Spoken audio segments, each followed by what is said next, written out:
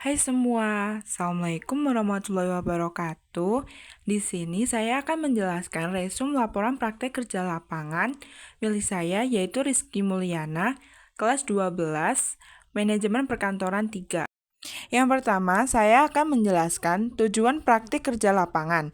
Yang pertama, internalisasi soft skill di dunia kerja. Yang kedua, penerapan hard skill yang dikuasai pada pekerjaan yang sesungguhnya, sesuai dengan prosedur operasional standar atau biasa disebut POS yang berlaku. Tiga, peningkatan dan pengembangan hard skill dalam bidang tertentu sesuai dengan kurikulum dan kebutuhan dunia kerja. Yang terakhir, penyiapan kemandirian peserta didik untuk berwirausaha. Di sini saya melakukan praktek kerja lapangan di PT Pindad. Saya akan menceritakan sejarah PT Pindad. Pada tahun 1980-an, pemerintah Indonesia semakin gencar menggalakkan program ahli teknologi. Saat inilah muncul gagasan untuk mengubah status Pindad menjadi perusahaan berbentuk perseroan terbatas. Berdasarkan keputusan Presiden RI No. 47 tahun 1981, Badan Pengajian Penerapan Teknologi atau disebut BPPT yang sudah berdiri sejak tahun 1978 harus lebih memperhatikan proses transformasi teknologi yang ditetapkan pemerintah Indonesia itu, termasuk pengadaan mesin-mesin untuk kebutuhan industri. Perubahan status Pindad dilatar belakangi oleh keterbatasan ruang gerak Pindad sebagai sebuah industri karena terikat peraturan-peraturan dan ketergantungan ekonomi pada anggaran Depankam sehingga tidak dapat mengembangkan kegiatan produksinya. Selain itu, Pindad pun dinilai membebani Depankam karena biaya penelitian dan pengembangan serta investasi yang cukup besar.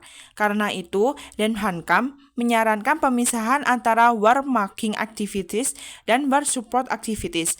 Kegiatan Pindad memproduksi prasarana dan perlengkapan militer adalah bagian war support activities sehingga harus dipisahkan dari Depankam dan menjadi perseroan terbatas yang sahamnya dimiliki oleh pemerintah Indonesia.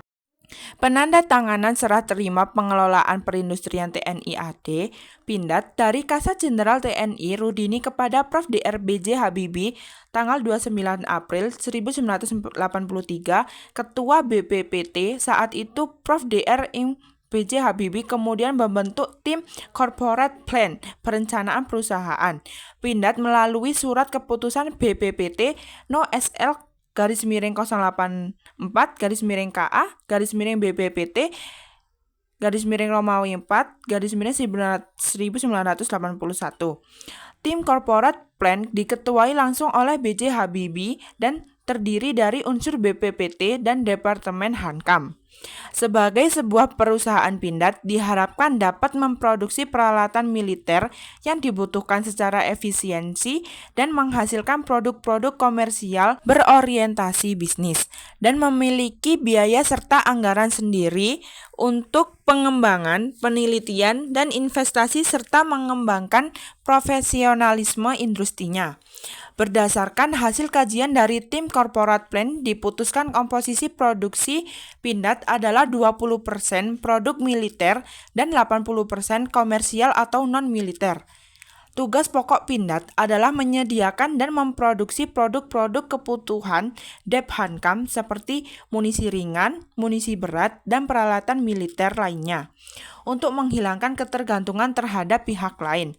Tugas pokok kedua adalah memproduksi produk-produk komersial seperti mesin perkakas, produk tempa, air brake system, perkakas, dan peralatan khusus pesanan.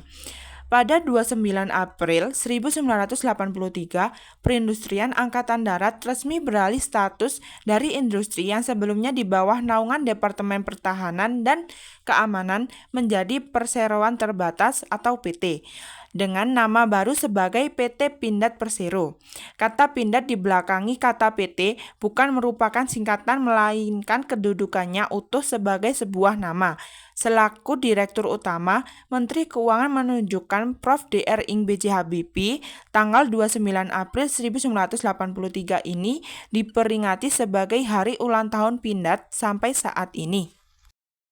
Selanjutnya, saya akan menjelaskan struktur organisasi divisi munisi PT Pindad yang saya tempati yaitu di Departemen Umum atau biasa disebut dengan manajer umum. Struktur organisasi di PT Pindad Turen Malang menerapkan struktur organisasi bentuk garis dengan pertimbangan bahwa perusahaan milik organisasi yang besar dan jumlah karyawan yang banyak dengan tugas yang beraneka ragam. Untuk lebih jelasnya dapat dilihat pada tabel di bawah ini. Di PT Pindad terdapat beberapa departemen. Salah satunya adalah Departemen Umum atau yang disebut Manajer Umum. Manajer umum memiliki beberapa subdep. Yang pertama yaitu pengelolaan kendaraan, yang kedua administrasi personil, yang ketiga administrasi umum dan urusan dalam, yang keempat hubungan lembaga sosial, yang kelima K3LH, dan yang terakhir adalah SMM K3LH. Salah satu tempat yang saya tempati adalah administrasi umum dan urusan dalam.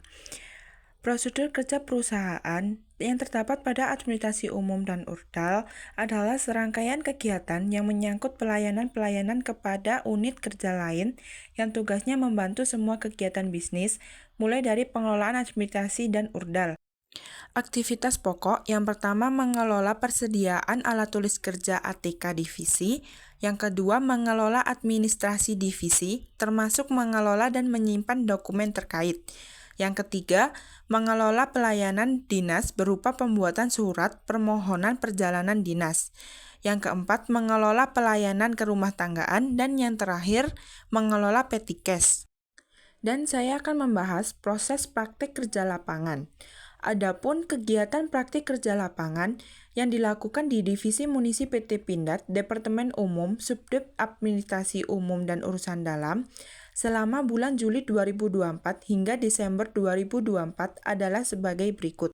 Yang pertama, administrasi surat masuk. Surat masuk adalah surat yang diterima baik dari internal maupun eksternal perusahaan. Adapun prosedur administrasinya. 1. Menerima surat manual. 2. Menulis data surat ke agenda. 3. Menulis data surat ke lembar disposisi. 4. Menyiapkan surat ke manajer umum. 5. Menggandakan surat sesuai disposisi. Dan yang terakhir, distribusi surat. Yang kedua, administrasi surat keluar. Surat keluar adalah surat yang kita buat untuk dikirim ke departemen lain. Adapun prosedur administrasinya. 1. Surat dibuat oleh subdep di lingkungan Departemen Umum. 2. Diserahkan ke TU Departemen Umum untuk dinomori dan diberi tanggal surat. Yang terakhir, mengambil salah satu surat yang terdapat paraf atau TTD dari manajer umum untuk menjadi arsip surat keluar. Yang ketiga, menyiapkan konsumsi rapat atau tamu. Rapat adalah pertemuan atau berkumpulnya minimal 2 orang atau lebih untuk memutuskan suatu tujuan. Adapun kebutuhan untuk menunjang berjalannya rapat, salah satunya menyiapkan konsumsi. 1. Menyiapkan konsumsi rapat. 2. Menyiapkan kue di piring rapat atau tamu. 3. Menyiapkan kue di dos atau buat kunjungan. Yang keempat, menata kue atau makanan dan minuman di meja. Yang keempat, pengarsipan surat masuk dan surat keluar. Pengarsipan adalah proses penyimpanan dan mengelola dokumen arsip menurut sistem pengarsipan tertentu. Pengarsipan menggunakan sistem sesuai departemen-departemen. Surat-surat dikelompokkan menjadi satu sesuai departemen. Yang kelima, teknologi kantor. Teknologi kantor seperti 1. Memfotokopi surat untuk memudahkan dalam distribusi surat. Yang kedua, menghancurkan surat untuk mengurangi surat-surat yang tidak dibutuhkan lagi. Dan yang terakhir, membuat SPPD. SPPD adalah singkatan dari Surat Perjalanan Dinas. SPPD merupakan surat tugas yang diberikan kepada pejabat, karyawan atau karyawati, dan pihak lain untuk melaksanakan perjalanan dinas. 1. Adanya surat pengajuan yang kemudian dijadikan dasar pembuatan SPPD. 2. Membuka program SPPD. 3. Membuat SPPD. 4. Mengantar SPPD untuk tanda tangan pimpinan. Yang terakhir, distribusi SPPD ke keuangan. Sekian dari saya, terima kasih.